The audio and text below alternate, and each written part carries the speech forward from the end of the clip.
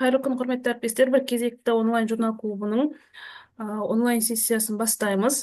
Бүгін бізде Санжар Асфендияров атындағы Қазақ ұлттық медицина университетінің неонатология кафедрасының резиденті Хамидоллаева Асылай Хамидоллақызы сапаны жақсарту арқылы шала туылған нәрестелерде қан құю санын азайту атты мақаласын талқылайды.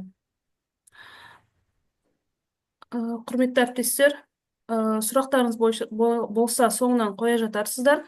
Асылай, бастай берсеңіз болады. Здравствуйте, добрый день. Сегодня я докладываюсь по статье на тему снижения количества гемотрансфузий у недоношенных детей с помощью улучшения качества.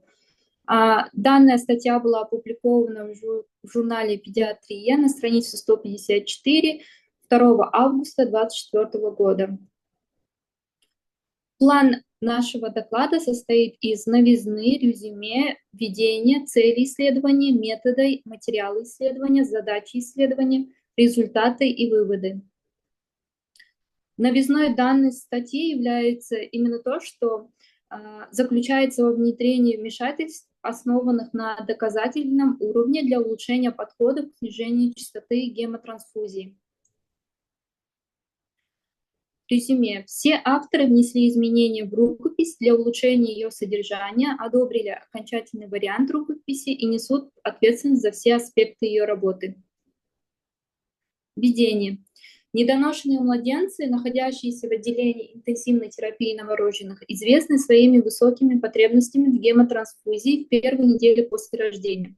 Нарушение эритропоэза, снижение запасов железа в костном мозге и избыточный забор крови для анализов приводит к анемии, которая является показанием гемотрансфузии. Однако авторы многочисленных исследований сообщают о связи переливаний с такими осложнениями, как внутрижелудочковые кровоизлияния, бронхолегочная дисплазия, ретинопатия недоношенных, некротический энтероколит, а эти состояния связаны с высокой заболеваемостью, смертностью, увеличением продолжительности госпитализации и ростом стоимости медицинской помощи. Целью исследования – снижение частоты гемотрансфузий в группе недоношенных детей, родившихся в сроке от 26 недель до 34 недель на 20%. Задачи, которые были поставлены в статье. Первое – изучить возможность увеличения производства эритроцитов путем раннего введения железа и эритропоэтина во время активного эритропоэза. Второе – изучить возможность снижения объема лабораторных проб с помощью использования индивидуальных капиллярных лабораторных анализов. Третье – проанализировать и пересмотреть рекомендации для гемотрансфузий. Материалы и методы. Первым является литературный обзор, это библиографический метод, и он заключается в том, что был проведен обзор последней публикации из Европы, Канады и США. В феврале 2021 года был организован Государственный неонатальный клуб для обсуждения преимуществ и рисков различных порогов для переливания. Второе – это выкопировка данных из медицинских карт. То есть это интервенционные проспективные исследования. Данные были собраны из локальной базы данных и извлечены из электронной медицинской карты для анализа общего количества гемотрансфузий, общего числа новых пациентов, начавших получать эритропоэтин, общего числа результатов базовых метаболических панелей и общего числа педиатрических капиллярных анализов. Для нормализации данных количества дней пребывания пациентов рассчитывалось как число пациентов в отделении интенсивной терапии новорожденных каждый день выбранного месяца. Третье – это анализ статистических показателей, то есть это метаанализ, и показатель результата выражался как общее количество гемотрансфузий на 1000 дней пребывания пациентов. Показатели процентов включали при этом общее количество новых пациентов, начавших получать эритропоэтин, общее количество базовых метаболических панелей, общее количество капиллярных панелей на 1000 дней пребывания пациентов. Все вышеперечисленные показатели, они отслеживались у младенцев, родившихся в сроке гестации от 26 до 34 недель. И для статистического контроля процесса метрики анализировались с помощью контрольных графиков, и средние значения рассчитывались на основе 24 исходных точек данных и коррегировались, если 8 или более последовательных точек находились на одной стороне, от средней линии в условиях внедрения значимых изменений. Хронология ведения интервенции накладывалась на графики для оценки эффективности, сравнивались исходные и интервенционные периоды по каждому результату. Исследование было проведено в соответствии с рекомендациями SQUARE 2.0.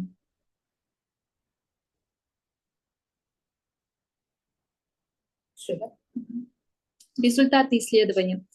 Значительных различий в подгруппах гестационного возраста и пола между этими периодами не было, и общее число пациента дней у младенцев, рожденных на сроке 26-34 недели в базовом периоде, то есть это с июля 2018 по июнь 2020, составило 20 453, и в интервенционном периоде с июля 2020 по февраль 2023 это 32 379 пациента дней. То есть на данной диаграмме отображаются ежемесячные показатели гемотрансфузии на 1000 пациентов дней у младенцев, которые родились в сроке беременности от 26 до 34 недель с июля 2018 по февраль 2023. И показатели результата, то есть наблюдалось снижение числа гемотрансфузий на 46,6%, то есть это с 23 800 до 12,7 переливаний на 1000 пациентов дней в течение 24 месяцев. Дальше. Первая таблица нам показывает количество капиллярных панелей на 1000 пациентов дней у младенцев, которые родились в сроке 26-34 недели с июля 2018 по 2023. А на диаграмме Б показывается количество базовых метаболических панелей на 1000 пациентов в те же сроки. И какие были получены результаты? То есть среднее количество капиллярных панелей увеличилось с 1,8 до 45,4 заказов на 1000 пациентов дней, а среднее количество использования базовых метаболических панелей снизилось с 340 до 210 заказов на 1000 пациентов дней, что составило уменьшение на 38%. Дальше нам показана первая это диаграмма, которая отображает количество новых пациентов, начавших лечение эритропоэтином на 1000 пациентов дней. А вторая линия, она показывает, это ящик с усами, он отображает сведенный постнатальный день начала лечения эритропоэтином у младенцев. И что вышло? Число новых пациентов, начинавших получать эритропоэтин, увеличилось с 2,4 до 7,6 заказов на 1000 пациентов дней, а срединный постнатальный день начала терапии эритропоэтином уменьшился. Дополнительные результаты, которые были получены. То есть процент переводов пациентов в другие больницы снизился для обеих подгрупп гестационного возраста. Второе. Средний гестационный возраст при переводе увеличился в интервенционном периоде.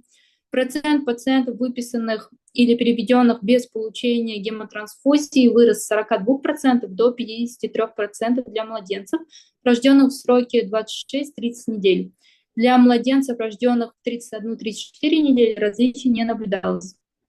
Для показателей смертности и частоты некротизирующего энтероколита не было выявлено статистических значимых различий, а медиана продолжительности пребывания незначительно увеличилась в интервенционном периоде. Выводы, которые были получены. То есть раннее начало терапии железом и эритропоэтином стало возможным благодаря регулярной оценке эритропоэза каждые 1-2 недели, а также обсуждение оптимальной дозировки железа во время обходов и разработки стандартизированных рекомендаций по добавлению железа, а также анализ исследования ПИНАТ показал эффективность эритропоэтина в снижении потребности в гемотрансфузии. Второе. Благодаря разработанной стратегии, а именно перенос крови, полученных из пуповинных линий в капиллярные трубки, уменьшили объем забора крови. Таким образом, снижение используемой для анализов более чем на 80% сократило необходимость повторных базовых метаболических панелей, а это является большим вкладом в снижение частоты гемотрансфузии. И третье, в статье считают, что сочетание подходов, а не использование одного вмешательства положительно повлияло на результат. Преимущественное снижение частоты гемотрансфузии может предполагать и снижение стоимости лечения, а также снижает развитие потенциально сопутствующих заболеваний и осложнений. Авторы рекомендуют пересмотреть и проанализировать рекомендации для гемотрансфузии. Спасибо за внимание. Рахмет, Хамидолла кызы. Құрметті әріптестер, талқыланған мақала бойынша сұрақтарыңыз болса қойсаңыздар болады. Вопросы есть, коллеги?